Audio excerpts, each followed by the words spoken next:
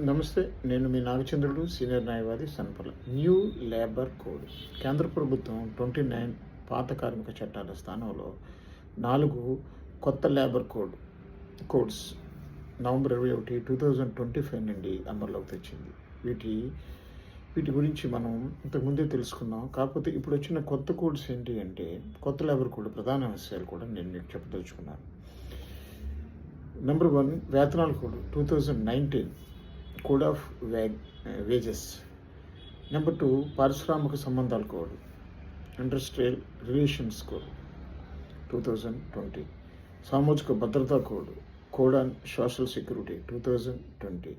వృత్తి భద్రత, ఆరోగ్యం మరియు పరిస్థితుల code 2020. Occupational safety, health and working conditions code.